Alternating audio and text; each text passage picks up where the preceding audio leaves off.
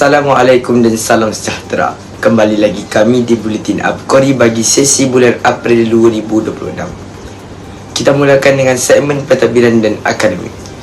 Pada 13 Mac 2026, beberapa orang pelajar tingkatan 5 telah berjaya menghatamkan Al-Quran dengan jayanya. Seterusnya, pada 10 April 2026, seorang lagi pelajar turut menamatkan hafazan Al-Quran, diikuti pada 16 April 2026 dengan kejayaan yang sama. Pada 17 April 2026 pula, dua orang pelajar telah berjaya menyempurnakan hafazan mereka. Kemudian pada 24 April 2026, beberapa orang pelajar lain turut mencapai kejayaan yang sama, sekaligus melengkapkan pencapaian cemerlang bulan ini. Semoga para pelajar ini terus istiqomah dalam mencintai, menjaga dan mengamalkan Al-Quran dalam kehidupan sehari.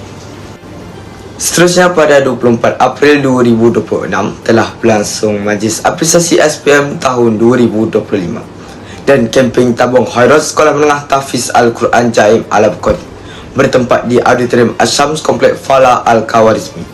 Majlis ini telah disediakan dengan kehadiran tetamu kehormat Yang Berhormat Datuk Wira Haji Marawi bin Mahmud, serta turut menjadi platform penting dalam meraihkan kejayaan para pelajar SPM 2025. Di samping menghargai usaha dan pengorbanan mereka sepanjang tempoh persekolahan. Pada masa yang sama juga, majlis ini memberi penekanan terhadap usaha memperkukuhkan kesedaran warga sekolah mengenai kepentingan tabung khairat sebagai satu inisiatif kebajikan.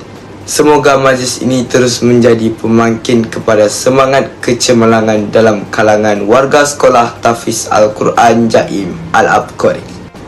Seterusnya, kita beralih ke segmen kokurikulum. Pada 20 dan 21 April 2026, pasukan catur Sekolah Menengah Tahfiz Al-Quran Jaim Al-Abqari telah menyertai kejohanan catur Majlis Sukan Sekolah peringkat daerah Alor Gajah yang berlangsung di Martikulasi Londang. 3 orang pelajar telah berjaya menempatkan diri dalam kelompok top 25 bagi kategori lelaki 18, iaitu Muhammad Aiman bin Khairul Anwar di kedudukan ke-9, Muhammad Irfan Najmi di kedudukan ke-10 dan Azno Azafran di kedudukan ke-13. Kejayaan ini melayakkan mereka untuk dipertimbangkan ke peringkat seterusnya, iaitu Majlis Sukan Sekolah Negeri. Seterusnya, pada 25 April 2026, para pelajar Sekolah Menengah Tahfiz Al-Quran Jaim Al-Abqari turut mencatat kejayaan cemerlang dalam Mismam peringkat Negeri Melaka yang berlangsung di Sekolah Menengah Al-Ashraf Pulau Sebang. Antara pencapaian yang diraih termasuk naib johan bagi kategori syarahan Bahasa Melayu, Tilawah Al-Quran dan Kitab Turat. Selain itu, tempat ketiga turut diraih dalam kategori syarahan Bahasa Inggeris, Hafazan Al-Quran, Inovasi serta Bahas ala Parlimen. Pasukan sekolah juga berjaya memperoleh tempat keempat bagi kategori forum serta tempat kelima bagi kategori syarahan Bahasa Arab.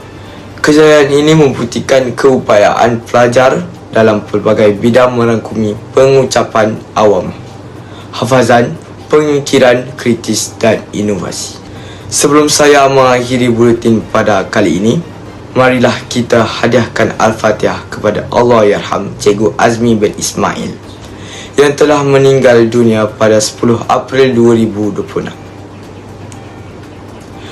Pemergian beliau merupakan satu kehilangan yang amat besar kepada pihak sekolah. Semoga roh beliau dicucuri rahmat dan ditempatkan dalam kalangan orang yang beriman. Buletin Abqari berakhir di sini. Saya Muhammad Abdul Haris bin Ali Sadikin, Hufaz Cemerlang Islam terbilang. Assalamualaikum warahmatullahi wabarakatuh.